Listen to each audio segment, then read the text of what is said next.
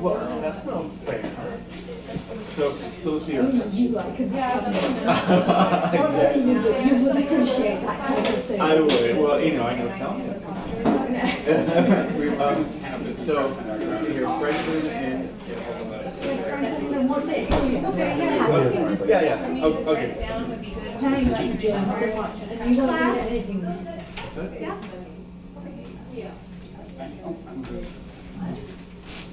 What should we do differently? Class time now? Yes. What should we do differently? Mona.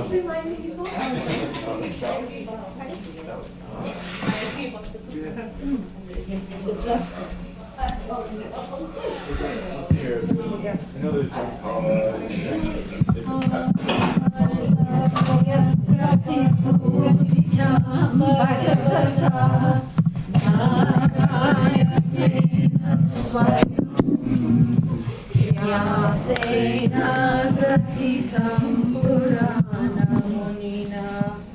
Madhye Mahabharatam Advaitamritavarshim Bhagavatim Ashtadashadhyayinim Amba Tvamanusandadhami Bhagavati Devadveshinim Yam Brahma Varunendra Rudram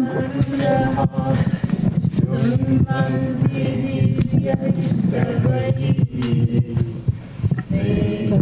Wonderful, thank you. Kamopanishadaihi Gayanti Yam Samagaha Dhyanavasthita Tadgatena Manasa Pashyanti Yam Yoginaha Yasyantanna Vidusura Suraganaha Devaya Tasmai Namaha Devaya Tasmai Namaha.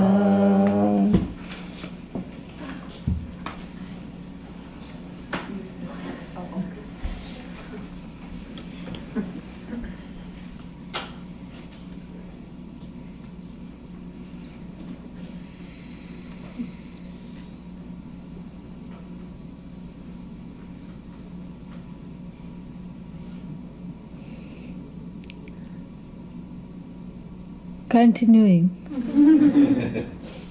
from where we stopped, Aham and Idam. We are yet to look at the verse. Don't worry, we will do that. We will do that. In fact, we are looking at it without looking at it, which is what Vedanta is all about. We are as though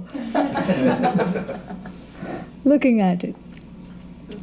Because when we actually come to the verse, it will become much easier with this background. The background is everything, you know. The verse is the ornament, to this background. That's what it is. Because we don't have the time to study the entire 9th chapter. Oh, we don't? No. So what are we doing? We are studying the 9th chapter without going verse by verse. And then you will see at the end, it's really fascinating. The whole 9th chapter is made up of this stuff that we have been talking about, the Aham and the Idam. And therefore Bhagavan Krishna calls it Raja Vidya. You know, often translated as royal knowledge. It's not royal knowledge. Raja Vidya means it is the king of all knowledges. It's not some aristocratic, blue-blooded knowledge. That's not what we are talking about. It's the king among knowledges, because knowing this, nothing is left to be known. That is what we are talking about. And then it is called Rajaguhyam. Not royal secret, some scandal in the closet. No, it'll come in the tabloids, That's not what we are talking about. Rajaguhyam means a secret. It's among so many secrets. This is the king among secrets. Why? Because there are many kinds of secrets, correct? A secret is a secret because it is hidden. Now, what is hidden in the eye and the this? Is eye hidden? No. My God, you scared me. You took so long to answer. I got scared. Is the eye ever hidden? No. Even if you say yes, you're saying no. Because when you say yes, you advertise the eye. Eye is never hidden. Is this hidden? Is the this hidden? No, it's available everywhere. This body, this table, this chair, these bodies, every body, in the universe, not hidden. Then why is this called a king among secrets, this whole chapter? It's called the king among secrets because the eye, although not hidden, its nature is hidden from me. That's how I get mixed up in this and that, That's how I get mixed up because the eye is not understood, not because it is not there, not because it is not available, not because it is not experienced, but for want of a proper means of knowledge, for want of knowing. Because of my own ignorance, the eye is hidden. Therefore, it's a secret. And somehow, even though the this and the I are separate, in the sense that all this is I, but I is not any of this. Space is I, time is I, everything is I. I is not space, I is not time, I is not this, I is not that, I is that which upholds everything without being anything. This is I. Even though it's told, in a way, it still gets mixed up as though in this. Because, of this ignorance. That's another reason. And finally, it's the king of secrets. Because, why? Most difficult? Huh? Most hidden? Well, it is the king of secrets. Because reveals all. Huh? Because it reveals all. Because it reveals all? Yeah, all that is correct. However, moving further, going deeper, it's the king of secrets because even when it is told, it is not understood. That's why we have to have another class. That's why we have to have Sunday 2 classes. That's why we have to have another retreat. This is the whole thing. It's the best kept secret is that you openly tell it. And it's still a secret. It manages to be a secret even after being talked about openly. Yeah. It's not like, sometimes in front of children and frequently dogs, you cannot say certain words. Ball. It's dangerous. Yeah. That means you have to get it, you have to play with it, your whole day is gone. And another word you cannot say is walk. It means even if it's, snowing outside, you have to go. Okay? So then what do the people start doing? The people start spelling. Is it time for WALK? And but then this also is limited because after a while they learn the spelling.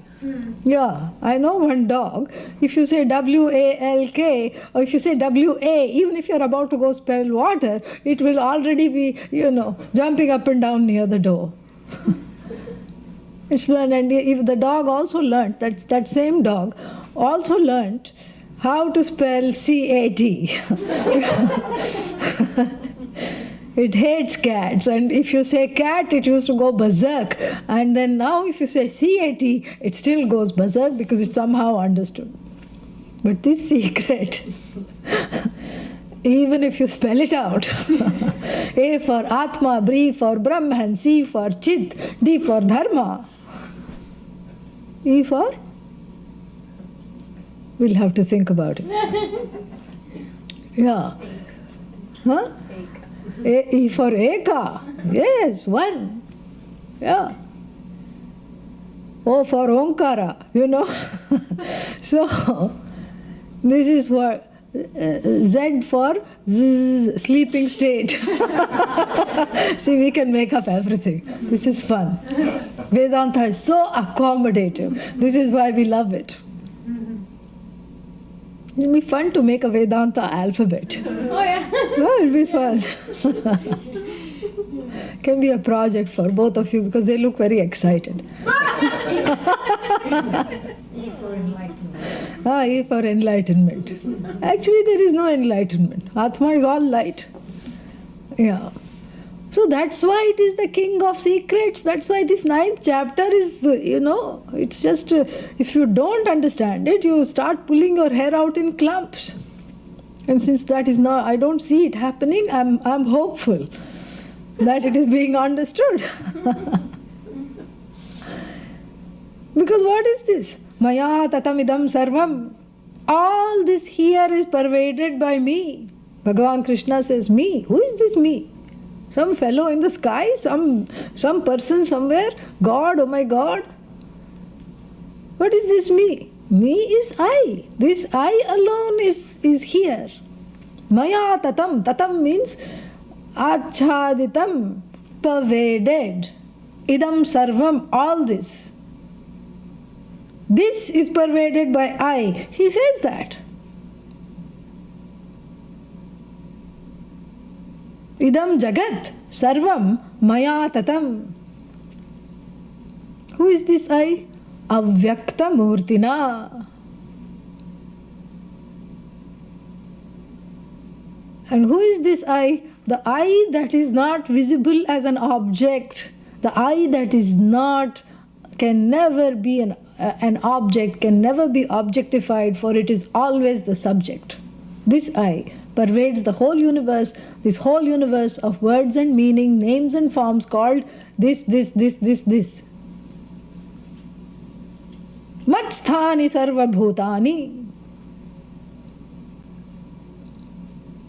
Matsthani sarva bhutani means all beings derive their existence in me alone, or derive their existence, quote unquote, from me alone. I mean, all the prepositions that you use are useless.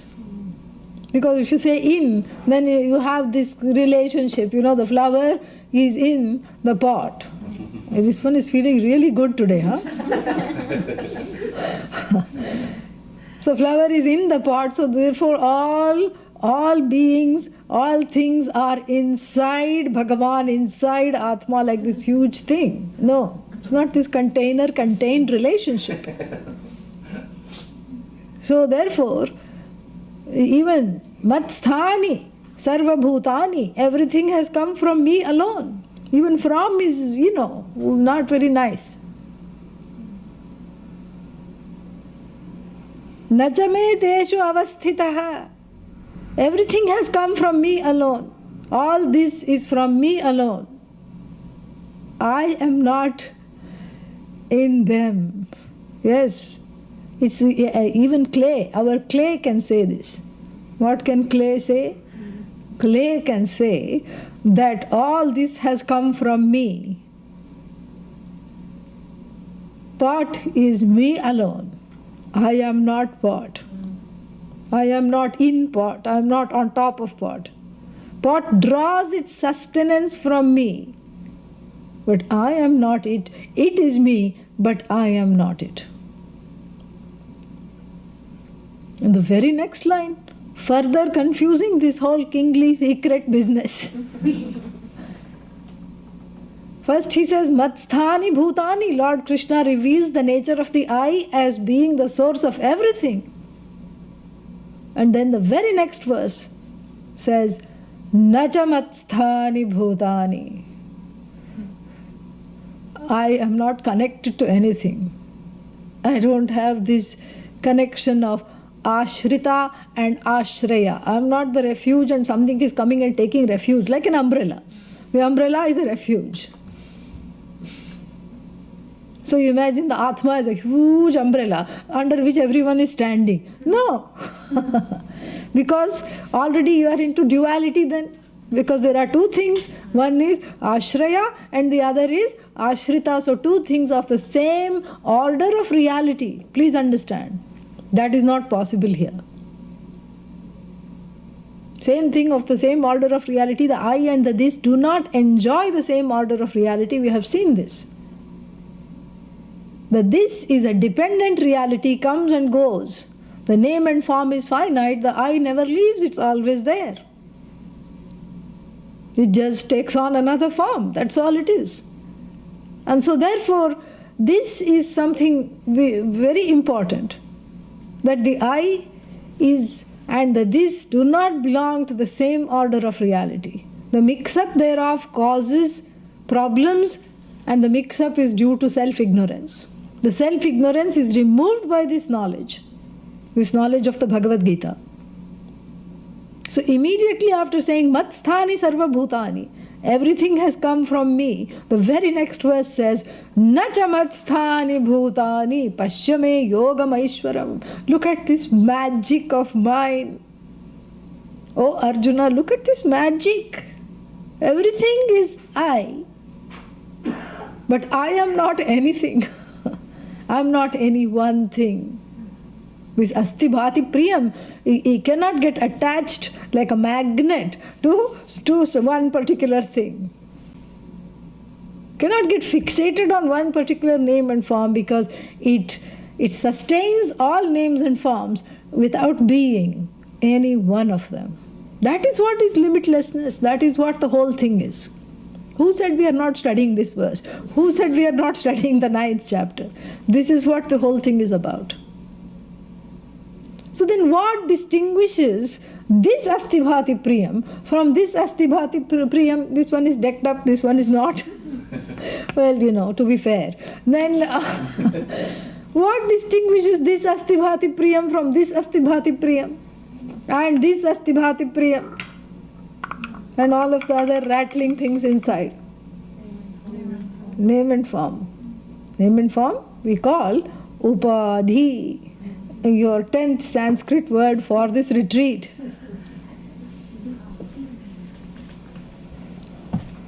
Yeah. Upahitaha means it is qualified by this. Upadhi, that which qualifies this to be a particular name and form. Like that, Upadhi of the pot, Upadhi of this Upadhi, that Upadhi. It's a very convenient and hardly translatable word. It really doesn't have a translation like Papa, Punya. This also doesn't have a translation. Doesn't have at all. But it's a very important word to know, Upadhi. So the distinguishing factor between one Asti Bhati Priyam, 2, Asti Bhati Priyam 3, Asti Bhati Priyam 10, Asti Bhati Priyam 99 is what? Upadhi. Oh, the Upadhi. That's why I want to shed the Upadhi. That's why I need to study Upanishad. Maybe it will make me shed the Upadhi. You don't need to shed the Upadhi. Are you a dog? Why do you have to shed? You don't have to shed anything. This is the beauty of this knowledge, because the Upadhi doesn't matter. Because it too is part of the dependent reality. It's part of the name and form kit. Upadhi is the kit. When you unpack the Upadhi, the name, form, everything comes. Name, form plus Asti Bhati Priyam. Or actually we should say it's the other way around. Asti Bhati Priyam plus name, form is the Upadhi kit. the kit that as though encloses this Astivhati Priyam. Note the words as though. The kit that as though encloses the Astivhati Priyam is a self-destructing kit. How do I know? Just look at yourself in the mirror. That's all I have to say. Or better still, look at some photographs from 10 years back. When you look at the photographs, that's why it's the one good thing that everything these days is digitized. It has really said goodbye to all the photo albums.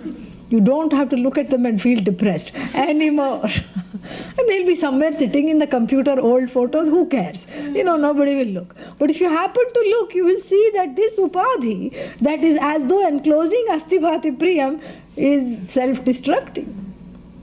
And as one grows older, you do not need the mirror anymore because there are other signs of self-destruction. All the aches and the pains and ouch and, yeah. Then it comes to a time where you can do only one yogasana. What is that? Shavasana. That's all it is. No other asana is possible. You can just mimic a corpse. Shavasana means you lie still like a corpse. Only the corpse pose you can do. No other pose comes. Then you can pat yourself on the back that you are doing yoga. That's all it is. That is the nature of this upadhi. Just the body is the upadhi? No. Mind is also upadhi. It's an appropriate upadhi for this particular body. Upadhi. What to talk of the mind? I feel like saying never mind. What to say about the mind? Now here, now not here. Mostly forgets. Once in a while remembers. Oh, that's what I forgot.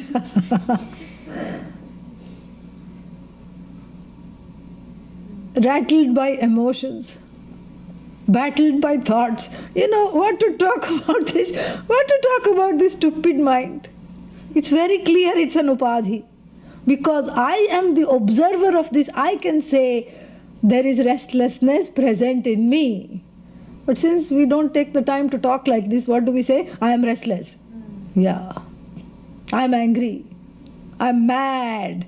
This mad, I think it's an American term. In India, if you say mad, then everyone becomes very quiet and they look at each other. It's a different meaning. Means you have to go to Agra. What's in Agra? There is a mental asylum. It's famous for that. One in Chennai, in Kilpauk. Yes, in a suburb called Kilpauk. And then the other one is in Agra. Also there used to be one in Ranchi. We have to find out if it's there or not. So these are the things that if you start talking like this, people will wonder, if I'm mad. So the thing is this, that as long as you are able to maintain the witnessing, even of the madness, you are not mad. No one can be called mad. Only when that observing is obfuscated, that is when the psychiatrist will put one on medication. Because one is not able to witness. One has identified with that upadhi of the mind. So the whole thing is so fascinating, it is just beautiful. And so this upadhi is a self-destructing wrapper. Really. It's a wrapper.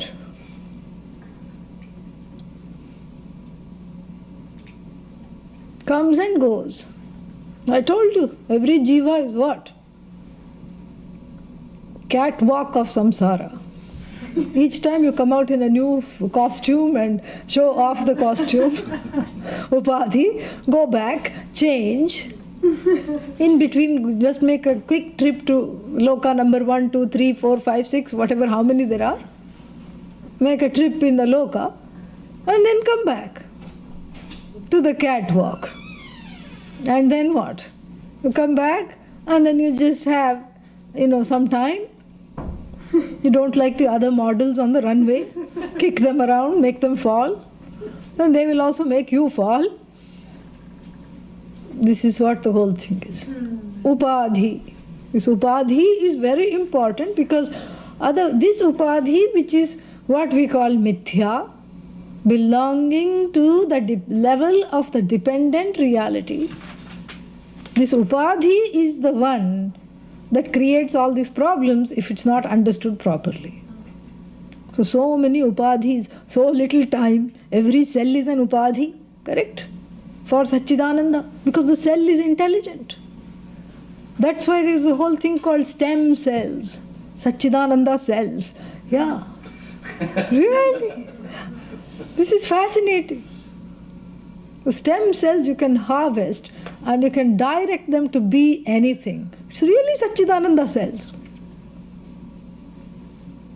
And that's why they're called stem cells. Because everything stems from them. That's why they're called stem cells. And then you can do other very cool things they are doing in modern science because of the cellular intelligence, because all cell, everything, down from the toes to the nose, everything is knowledge. It's all knowledge. Even in the most microscopic form, you see knowledge. So even at the cellular level, there is shining, bhati, knowledge, jnanam, all knowledge. It is just so brilliant. That's why what they have done recently, successfully, 3 or 4 times, they have grown, some people lost their ears, This was not available during Van Gogh's time, otherwise he would have gone in for this. Some people lost their ears in some accident, some tragic situation. One person lost it in a fencing accident, some kind of a competition, fencing competition, and another person in some other accident. One person was born deformed with that, ear kind of split in the middle. It was not nice. So using the stem cells, they grew the ears, the same ear, on the back of the hand.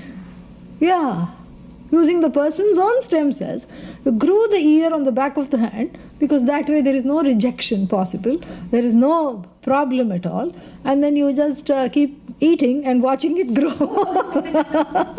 You keep eating and watching it grow, and it's nice to have a ear on the back of the palm. You can tell it cool secrets. You can teach it Matsthani Sarva Bhutani. And then after a while you go in for a simple outpatient surgery where the ear is harvested and put over here. You just have one bandage here that goes away after some time. This is fascinating. This is what we are talking about. This is all Satchidananda.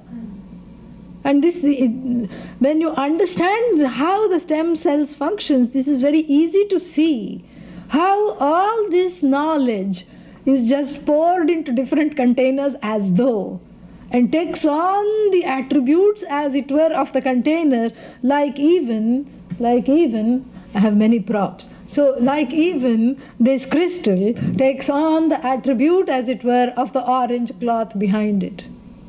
The orange cloth becomes the upadhi for this crystal. But the crystal is crystal, correct?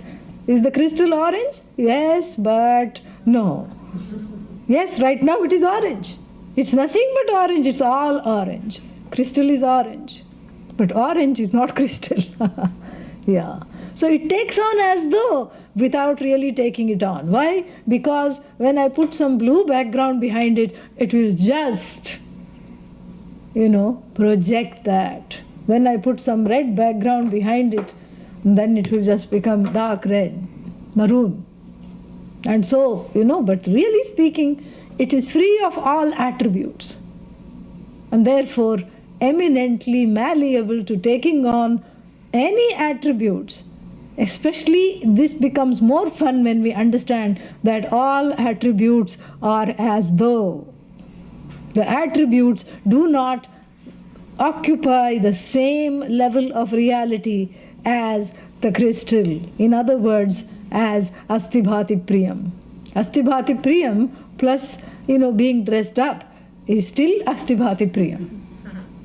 Asti Bhati Priyam with lipstick, same, Asti Bhati Priyam. Satchidananda with makeup, Satchidananda. Satchidananda, with a costume, Satchidananda. Because the infinite, you cannot deck up the infinite. Yeah, you cannot dress up the infinite. Infinite is infinite, you cannot dress it up. The dress is just a value-added fun thing, that's all it is. Because it's already infinite, it cannot be improved upon, it cannot be denied, it cannot be negated, it cannot be made to look better than it is because it's already perfect. And that is the nature of this aham, I. And this aham is revealed in the 9th chapter as the truth of the universe, which is what is the missing part. That missing part is very important. Why is it missing? Because otherwise this I will start feeling that I can control everything. I have come to Vedanta. Now I know that I am the author of this universe. I have created time. I have created space. Now I'll make everything timeless. How are you going to do that? There is timelessness, so therefore I won't go to work. Ayyo.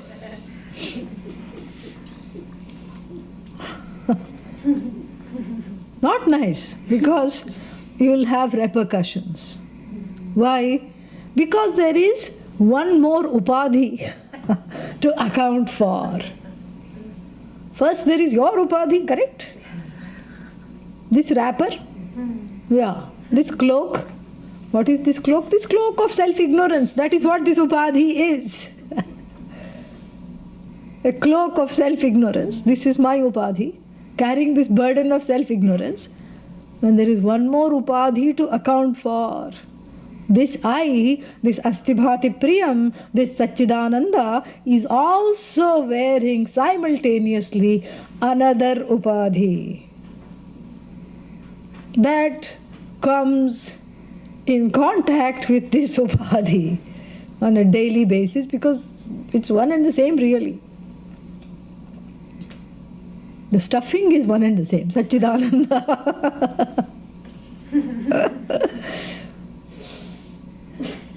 Yeah. So, what is this other upadhi that I have to account for? Huh? Ishvara. So this is the upadhi called Jiva. And then the other upadhi, much more glorious from just looking at it, much more glorious, much more wonderfully endowed, much more brilliant, all knowledge, all power, all Shakti, everything.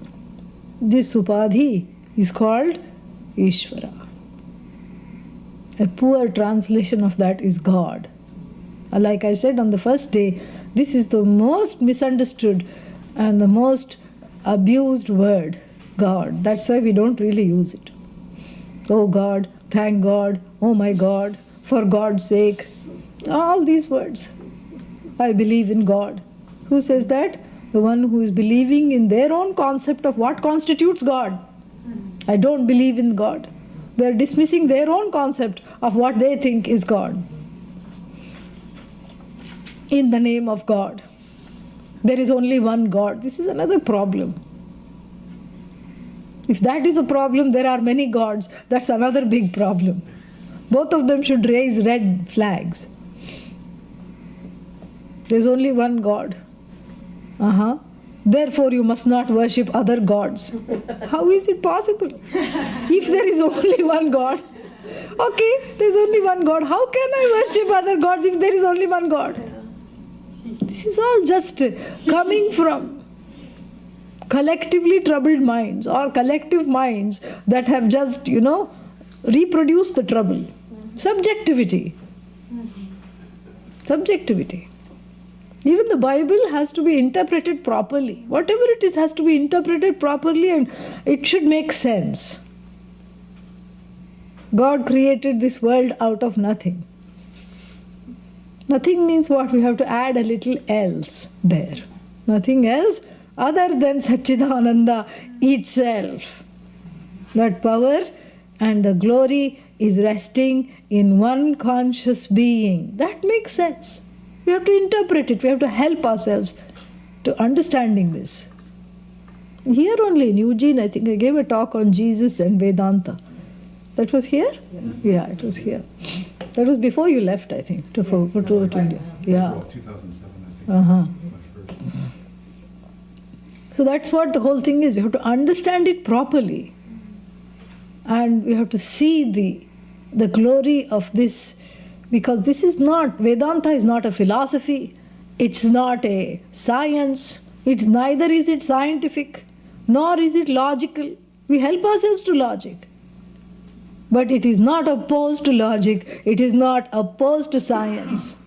It's not opposed, it accommodates all philosophies. From its standpoint, it transcends all philosophy also because, why? Because it's not a philosophy. It's a fact about you that has to be understood. Because strutting around in this limited upadhi is limited, it houses the limitless as it were. Why? Because the upadhi is mithya. It's not as real as what indwells it. So therefore, the upadhi, strutting around in this upadhi, I can't say I'm the creator of the universe. If I stand on the street corner, they'll feel sad and they will just look with compassion, the passers-by. But, this is not I don't call all the shots. I meaning who now? I means upadhi avachinna chaitanya. The Astivhati Priyam here called Chaitanya, this consciousness as though conditioned by the upadhi is talking now. You see there are two reference points to this I. I who owns this body-mind-sense complex. I who is living as it were in this body-mind-sense complex.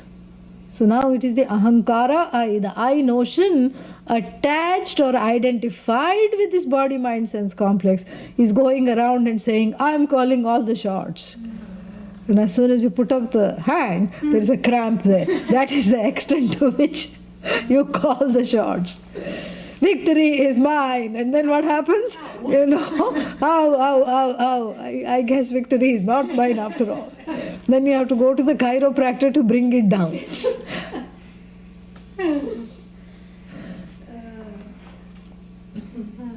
So obviously there is something else in place. And one more very important upadhi has to be seen. Not one more. In fact, the only upadhi, really speaking, that is worth counting, has to be seen. Has to be reckoned, has to be understood. Because this upadhi is not only Satchidananda, but also I am also Satchidananda. This upadhi is also Satchidananda, but it's much more cooler than I. It can do cool things like make a wonderful sunset, make it snow on the mountain caps, and then make the rivers flow, sometimes quickly, sometimes slowly, make eddies, make whirlpools, make butterflies, make alligators, make diverse things. And not only make them, and just not make them and leave them, abandon them without babysitting them, but sustaining them throughout in the form of various laws that this universe seems to be held together by. These laws that are manifest, the physiological law, the anatomical law, mammals, that's how you can study. Mammals means what? Those who give birth to the young. You give birth, and then therefore you can study. They all have certain behavior. Warm-blooded. Maybe cold-hearted, some of those creatures, but warm-blooded. And then egg-laying. Egg-laying, includes all reptiles, birds, everything. Some insects. This is just based on the mode of reproduction you can classify. we also have this fourfold classification. Andaja, born of egg. Udbija, born of the ground. What is that? Plants. Plants and plantains. Udbija. And then what? Jarayuja. Jarayu means those that mammals. Born of mammals. And then, this is a very interesting one. Shvetaja, born of moisture. Yeah. I mean, like mold. That's a very good example. I was thinking what example to give in Eugene. Yeah. 2 days, if you don't wipe off some surface where it's a lot of water or something, it will start looking very funny, feeling very slimy. It's alive. It's Satchidananda, reminding you to clean your house. And, Satchidananda with a purpose. Yeah. Mildew, is that mildew? Mildew, mold, all these are Shvetajas. And slightest moisture, they come, they just pack up their stuff from somewhere else and come and move here permanently. And then in tropical countries where the heat is lot, then you have other kind of Shvetajas. Like you keep rice in just a nice clean bottle, jar. It's airtight, but of course some air and moisture is already there. Then 2-3 months you don't look at it. Afterwards, it will be heavily populated by all kinds of things. Flying things are there. Yeah. How did they get there? We don't know. Shvetaja. Yeah. And then creeping, crawling things are there. And jumping things are there. Everything in this little 1 pound, bag or bottle of rice, jar of rice. It's fascinating. This is Bhagavan. This is what is this upadhi that has to be understood properly, because how did they get there? There is a law. Yatra yatra moisture asti. Tatra tatra vayam bhavamaha. Yuge, you can add. Because Lord Krishna makes a, promise in the 4th chapter, whenever there is neglect of duty and when adharma overpowers dharma, sambhavami yuge. And these creatures collectively proclaim, sambhavamaha yuge. We know how to come out. This is a law. That yatra means what? Where, that is the Sanskrit way. In English we say, wherever there is moisture, there alone you can find these exciting, intriguing creatures that seem to come out of nowhere. But it's not that they came out of nowhere. The beginnings of those lives were hidden in the moisture molecules in a subtle form.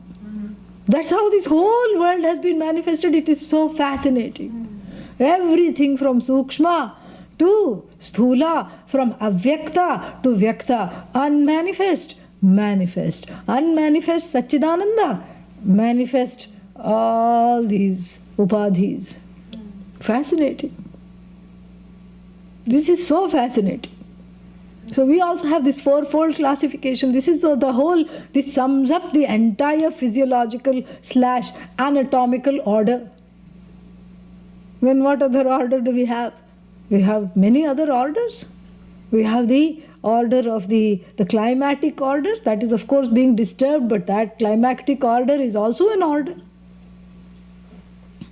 The seasons come. Now we cannot expect spring. I mean, we can expect it, but it will not spring forth. Why? It is coming to winter now. And in winter, certain awful things happen. Everything gets cold, and wet, and slippery, and completely, difficult to move around. You feel like just going into Panchakosha. You feel like wearing 5 sweaters. This is the winter. Nothing grows. And then, everything dies down because it wants to save itself. And then only spring will come. Then you cannot tell the flower, go back, I want winter to last, it will not go back. First the crocuses come, then other flowers come. It's just so beautiful. After that, Grishma. Grishma means summer. Summer comes. Summer comes, fall comes, winter comes. There is a cycle. And certain trees shed. And certain trees said, no, we will not shed. You shed. I'm not going to take off my clothes. Certain trees say. They are called the evergreens. The redwoods and other pine jati species. And certain trees say, no, we don't want to have the weightage of the leaves because we'll be barely able to carry the snow. It's all part of this law, physiological law, anatomical law. And this is something we have to totally understand. Where do these laws come from? This upadhi that we have to talk about, which is called Bhagavan. Bhagaha asya asti iti Bhagavan. Van is a suffix, means possessor of. Money, possessor of money, Manivan. Possessor of strength, Strengthvan. Possessor of Bhaga, Bhagavan. But what is this Bhaga?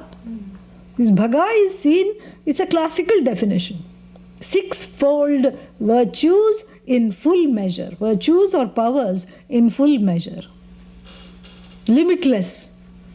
Limitlessly. Limitlessly what? Limitless knowledge, jnanam. Knowledge of how to make all these strange upadhis. Especially if you look at the sea creatures. My God. Yeah. Stingray. It looks like a chapati in a very strange way with a tail. But dangerous things. Yeah. Stingray, starfish, and some other, these crustacean things, lobster, crab. And they have their own defense mechanisms. The crab always walks like this, goes this way, when actually its intention is to go straight, but it goes this way. Very funny it is. And then it, when you're not looking, it grabs. It should be actually called grab, not crab. So all these things, this is a law that living in this particular kind of a surroundings, this is what one has to do. So let's take a 1 minute break. Everybody get up and sit down. Half the class is sleeping. I usually don't do this. Yeah, so open some window or make the heat less. Okay. Yeah, jump around and sit down. Yeah.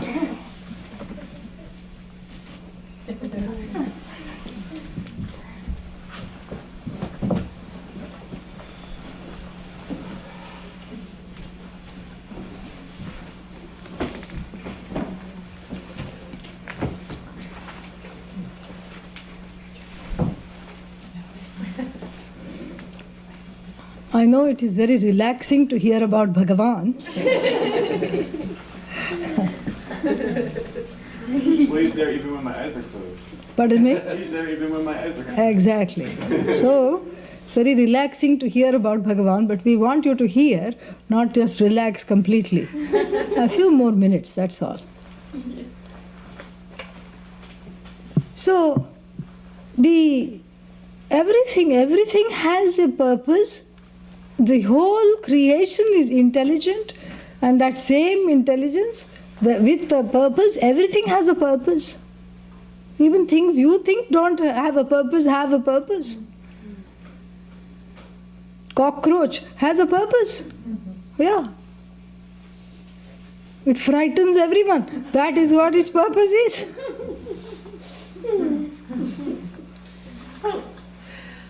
Spreads germs. That's its purpose. Spreads a lot of germs. Otherwise, how will the karma get exhausted? Yeah. Rat, mouse, all of them have purpose. And so you cannot say this is a disgusting thing because it has a purpose.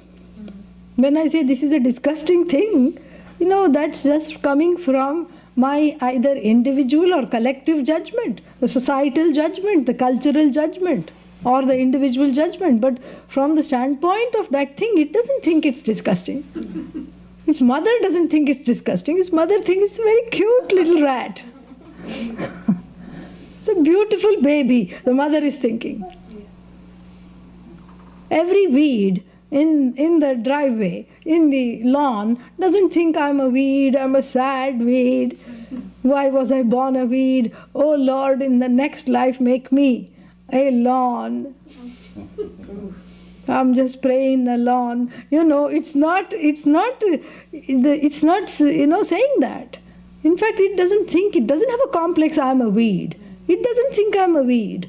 There is a law and it's just blooming in this law. Its name is dandelion. It happily populates not only your lawn but the neighboring lawns as well. That is the beauty, that is the magic. This is Bhagavan, this is Ishvara, this is what one has to do. This is what one has to know. This is how one has to see the whole universe. Ishvara is the universe. So obviously there is one more upadhi. And that upadhi is called Bhagavan because it is endowed with 6 bhagas. 6 bhagas. Bhaga means auspicious virtues, auspicious powers. The first one is all knowledge, samagram jnanam, all knowledge, full of knowledge. How to make the 3D eyes of an insect. Knowledge. How to make certain medicines work only for certain upadhis. It has been tested on a mouse, but not on a human being. Here is a bottle, try it. How to make it work on certain upadhis, but not others. Medicine. For every disease, there is a medicine. It's amazing. This is what all knowledge of Chinese, knowledge of English, knowledge of everything. That's why you can pray in any language. Knowledge of everything. Samagram jnanam. And then all resources. Samagra shrihi. All resources. All resources belong to Bhagavan.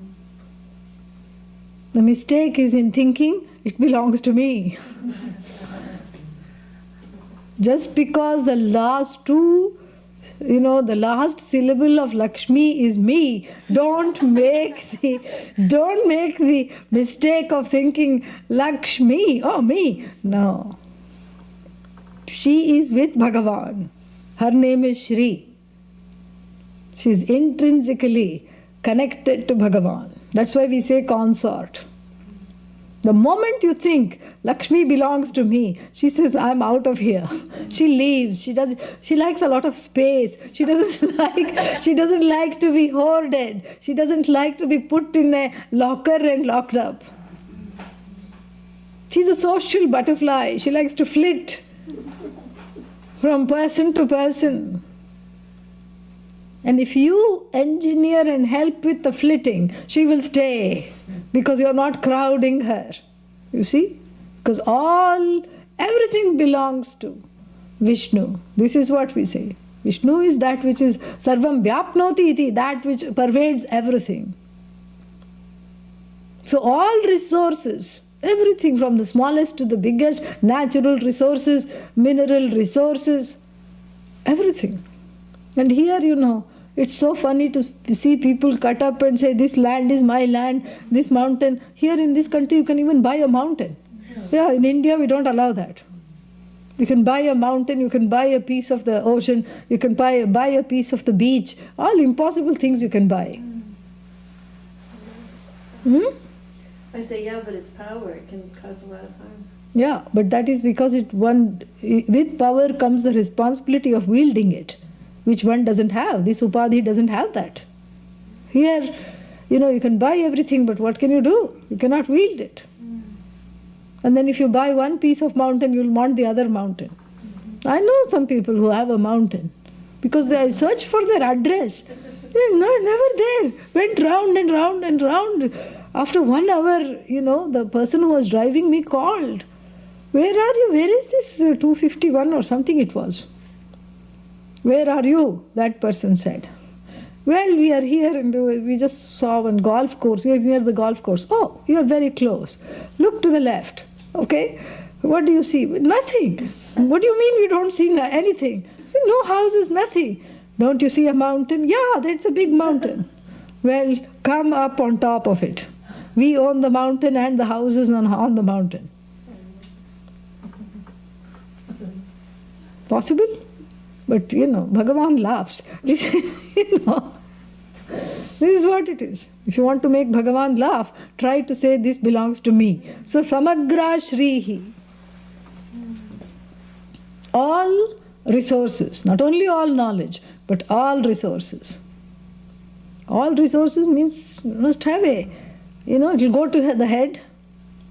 That explains why I have such bad luck in my life, because Bhagavan is saying, it's all mine, you can't have it. Go away, don't come near my mountains. So the third one is Samagram Vairagyam. All the resources, but no desire to own them. This is not just responsibility, it's objectivity. It's just there. So complete in itself this Satchidananda is that it doesn't want anything at all. Doesn't lack anything, doesn't long for anything, doesn't want anything. Samagram Balam, all strength. Strength. Even the strength of the Olympic, what is that, weightlifting champion. 200 and some pounds, shaking, holding it up. On top of that you put a feather. There is a limit. That's why it's called the last straw. That broke the camel. This is what it is. The last straw that sent the camel to the chiropractor. This is what the whole thing is. Straw, how heavy is a straw? Not heavy at all. Straw. So this fellow is just showing off. Look, and all the biceps are tearing out of the skin. And he's just so there, holding it. You just go simply, put a small feather. Take it out of your pillow and just put it on top. Oh, I'm finished. You can finish this champion with a little feather. Kya baat hai? What is this? This is fantastic. This is what is so amazing. And so therefore, everything has a limit. Your strength has a limit. Here we are talking of limitless strength. Otherwise, how all the asuras, the rakshasas, all these baddies, they have to be taken care of? These baddies were goodies earlier, and when they were goodies, they asked for a lot of goodies, and they said, may I never die, at the hands of ordinary people, may I never die in the sky, may I never die on the ground, may I never do this. And then gaining all these powers, they became completely wretched and irresponsible, and then they got this hubris of world domination, which is from a long-standing, desire. World domination. And then what? And so Bhagavan has to take an avatara, Narasimha avatara, because I should not be killed by a man or a woman or an animal. Bhagavan says, no problem. Yeah. And Lakshmi is very good at finding loopholes. And Lakshmi says, you can be this. You've never become this avatara. Actually, that will be really nice. Why don't you don the head of a lion and the body of a human being? Well, tathastu, finished. In fact, Lakshmi made the costume and helped him to put it on. Yeah. Oh, but then here on the list of the favors, I myself had given this fellow, this ingrate earlier, ingrate Asura. This fellow I had given this earlier. What? Should not be killed during the day, should not be killed at night, should not be killed in the afternoon. Lakshmi looks evening, no problem. Go at twilight, not a minute before.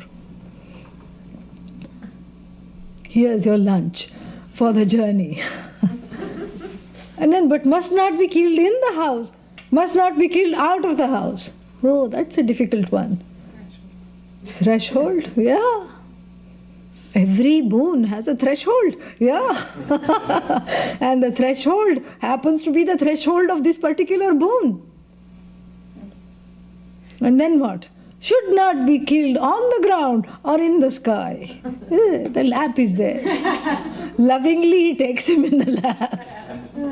This is all metaphoric. It tears the navel. The navel is Manipura. This is the site, metaphorically, allegorically, the site of the ego. Tears that. Meaning kills the ego. This is what it is. So all strength, without strength, how to do that? Even if he had a manicure before coming and sharpened the nails, it's very difficult. That strength, torn asunder. Was his ego because of that strength? Samagram, balam. How many have we? Well, that's at 4. 4. Yeah. 6, 2 more. Samagram, samarthyam. Samarthyam means what? Samarthyam is the capacity to create, sustain, and collapse the universe when its time is up. Do you have that? No. This Upadhi doesn't have that. Half the people in the world have starting trouble. Like the auto rickshaws in India. You sit in an auto rickshaw and then finished. Finished. Then you're a little more hopeful because 2 came and then finished. And then you say, I think I'm going to catch another auto rickshaw. No, sit. I'll take you. Just take some time. And then 45 minutes later, you better take another vehicle. So half the people, like these Indian scooters and auto rickshaws, have starting trouble. Cannot get anything going. If you ask them to start anything, they will not come out of the hibernation at all. They will go under the covers and remain there. Starting trouble. Then what? Then the other half of the people have ending trouble. Don't ask such people to give a public talk. They don't know when to wind down. You think because this happens so many times. Actually, I'm guilty of that right now. No, but I'm taking some extra time because you missed a few things. I won't say why. So,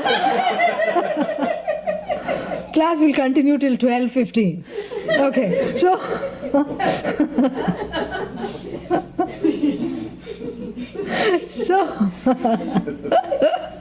So, this starting trouble and then ending trouble. They don't know when to end. You tell them talk for 5 minutes. 55 minutes later, you think they are ending. You think they are ending. You think, now because it sounds like the voice is dying down. The thoughts are dying down. And then suddenly they get the second wind from somewhere. And by the way, another strain of thought. They don't know how to end. And some people say, and then whatever is left, starting between the people who have starting trouble, between the people who have ending trouble, there is a breed who can say, I can't start, but I can end anything. Yeah. The only thing they can start is a wrecking ball company. That's the only thing that will succeed. Because they are the ones who wind everything up. They have Rudra genes, the genes of the great resolver. Yes. They come and join the company sinks. First you get a sinking feeling when you see them, and then they come and join the company, the whole company they take down with them. They are great for wrapping things up, Yeah. In fact, some of them are hired by the mafia, some such people, yeah. Are you going to pay up? But I don't owe anything. Well, we'll decide that. What have I to pay? Your electricity bill. But I already paid the electricity. No, our electricity bill. There are 2 bills here. No, I don't recognize that you are providing electricity. All right. Tomorrow we'll cut off the lights, then you will know who is really providing the electricity. They will end everything. Yeah, and things like demolition crews. They're very good at what they do, but you ask them to start and, put flowers in vases and make everything pretty. They will not be able to do it. This is what it is. Some people can maintain, they cannot start. Some people cannot start, but they can end. Some people can neither start, nor end, nor maintain anything. Samagram samarthyam. Samarthyam means the ability to project this universe, to care for this universe in keeping with all the laws, and the ability to take everything back. Samagram samarthyam. 5. Number 6. Finally, samarthyam is 5. Number 6, Aishwaryam. Last but not the least. Ishwarasya bhava, Aishwarya. Overlordship of everything completely. What is the individual's overlordship? Huh? I have power over the ant, over the mosquito. I can make it into chutney if I catch it. Dog, cat, fish. Not so much. You can't, not so much overlordship. Dog, what overlordship? It will bite you one day. Yeah. Fish also can do funny things. And so therefore, overlordship over tiny creatures perhaps, earthworm. Should I let you live? Should I let you be? Or should I not let you be? That is the question. You can pontificate looking at the ant. By the time it has already gone, Yeah.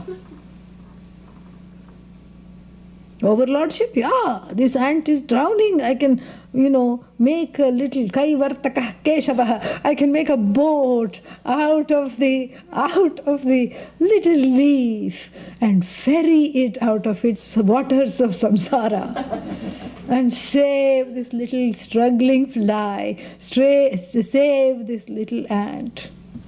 Or I can say, you die because you bit me yesterday. I don't want you at all.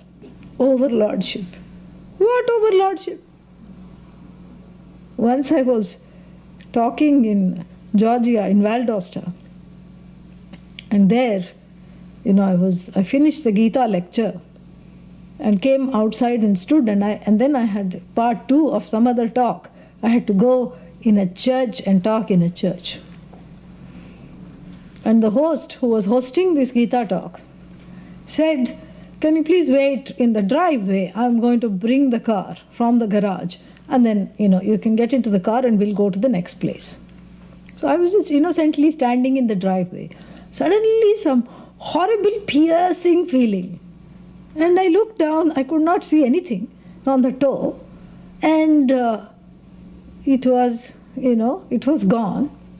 But that sensation did not subside. I thought, okay, some ant or something has been never, caught sight of this Ishvara, or its Aishwarya, or its powers.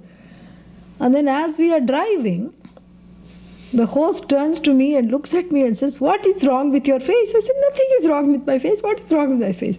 Then I caught a look in the side mirror, and it had become 3 times the size. Hives. And the voice started to sound like chipmunk. Because the voice is closing in now. Everything is just, and the hands also rashes everywhere. And somehow we reached that place because she was going to take me to the hospital. I said, no, wait, because we can't go without talking because we have to tell them a few things. And there someone gave me something to swallow or some...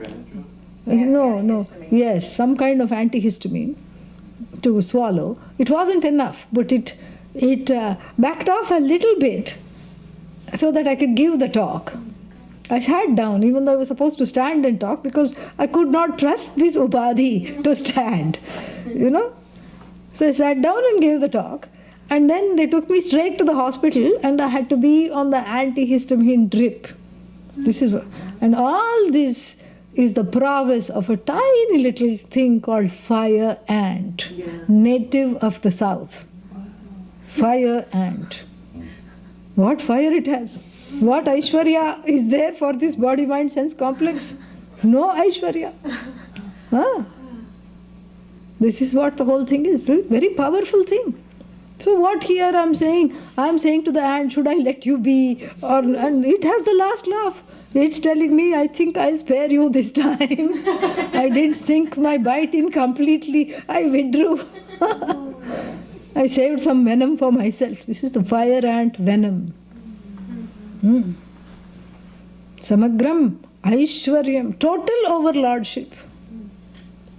Who lives, which upadhi, who means not the Sachidananda. Which upadhi lives, which upadhi goes completely dinosaur, gone. Which new upadhis are going to be brought about. All these things just strung together in a beautiful series of laws. Wonderful. This is what is Bhagavan. And the other name is Ishvara, the one who is the protector, the overlord of everything and everyone. All this and this upadhi, which is the cause of all other upadhis. Who is the cause of its own upadhi? It has taken an upadhi for itself. It has, as it were, given itself so many various upadhis. That is what we will be seeing in the evening class. Om Purnamadah Purnamidam Purnat Purnamudachyate Purnasya Purnamadaya Purnamevavashishyate. Om Shanti Shanti Shanti Harihi Om Shri Gurubhyo Namaha Harihi Om. Yeah, so tonight there will not be satsang because we are showing the pictures from Peru. So now we can have satsang. You can go do whatever you need to do.